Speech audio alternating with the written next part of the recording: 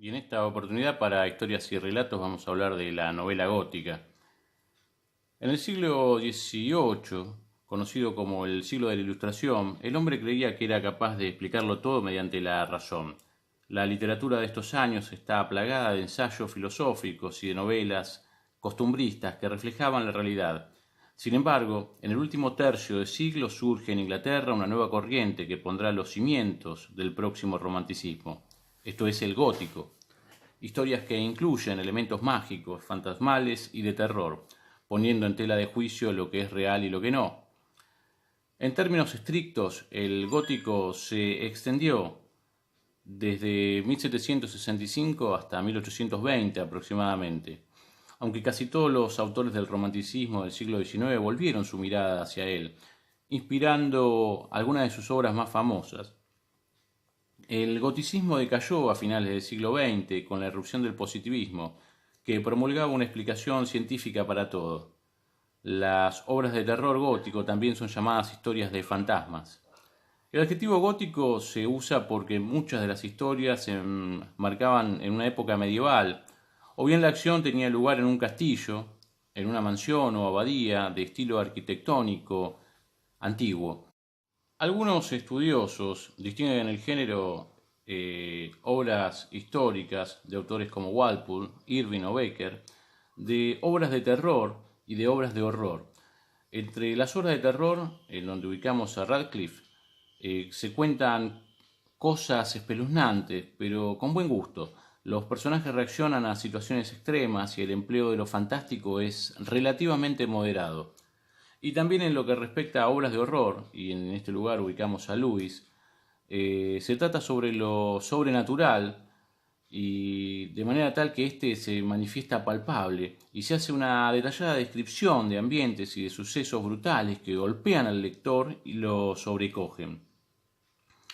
En lo que respecta a las primeras obras, el goticismo, como cualquier movimiento, evolucionó a lo largo de los años, por lo que existe una clara diferencia entre las primeras obras de finales del siglo XVIII y las últimas del siglo XIX. Probablemente se considere a El Castillo de Otranto de 1764 de Horace Walpole la obra fundadora del género.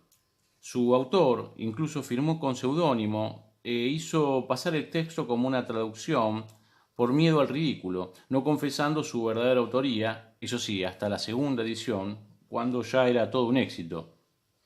Esta obra fue la pionera del género y en ella ya vemos algunos de los elementos típicos: el castillo, el monasterio medieval, un villano, una dama virtuosa, la presencia de lo sobrenatural, la presencia de hechos inexplicables, atmósferas inquietantes, en fin, la historia de un principado y su usurpador, Manfredo, el cual intentará que no se cumpla la terrible profecía que vaticina el fin de su estirpe y la pérdida de su castillo. En 1773, Aiken publicaría el incompleto Sir Bertrand, en donde un noble es atraído en mitad de la noche hasta un sombrío páramo donde se levanta un lúgubre castillo. Allí revivirá a su angustiosa moradora, quien le servirá un banquete.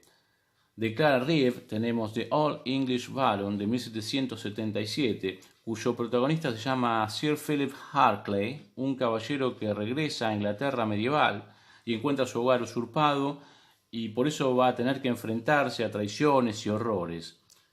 The Races A Tale of Other Times de 1783 de Sophia Lee es otro ejemplo de gótico temprano que se mezcla con romance histórico.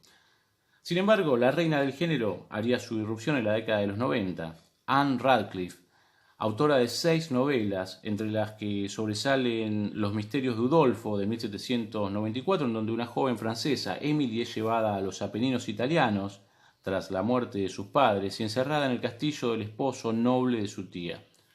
Destacan también los castillos de Eithin y Dunwayne de 1789 o El Italiano o El confesionario de los penitentes negros de 1797.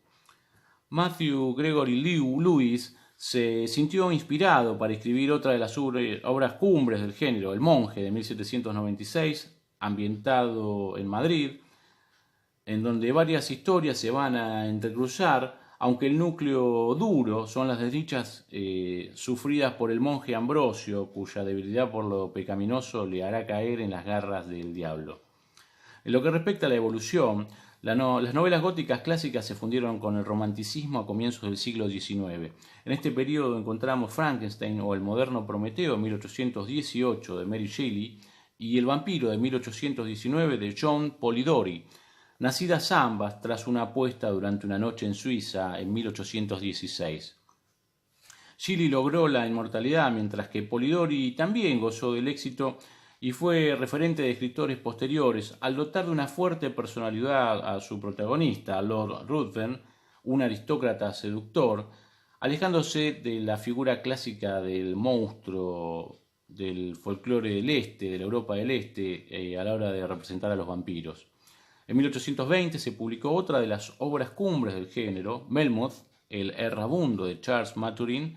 La novela cuenta cómo Melmoth, tras sellar un pacto con el diablo a cambio de inmortalidad, lleva una vida marcada por la desgracia con un cuerpo que vaga sin alma. No podrá deshacerse de la maldición a no ser que encuentre a otro ser que acepte el mismo trato. Posteriormente existe una literatura de terror inspirada en los inicios del goticismo. Mencionemos algunas, como La abadía de Northanger, de 1818, de Jane Austen, El espectro del novio, de 1820, de Washington Irving, La muerte amorosa, de 1836, de Théophile Gautier, Jane Eyre, de 1847, de Charlotte Brontë, y Cumbres borrascosas, de 1847, de su hermana, Emily Brontë. También tenemos que mencionar La caída de la casa de Usher, 1839, de Edgar Allan Poe, El monte de las ánimas, de 1864, de Gustavo Adolfo Bécquer, Carmilla, de 1872, de Sheridan Le Fanu, y por supuesto Drácula, en 1897, de Bram Stoker. Dentro de las obras que se destacan para este periodo encontramos también Otra vuelta de tuerca, en 1898, de Henry James, o El fantasma de la ópera, de 1910, de Gaston Leroux. A finales del siglo XX, las novelas vampíricas de Anne Rice se consideran herederas del gótico, según la opinión de muchos. En España también se cultivó este género, destacando algunas de las leyendas de Bécquer: La sombra de Benito Pérez Galdós, La mujer alta de Pedro Antonio Alarcón o Vampiro, de Emilia Pedro Bazán. Esto fue para Historias y Relatos, una mirada, vuelo de pájaro, de la novela gótica.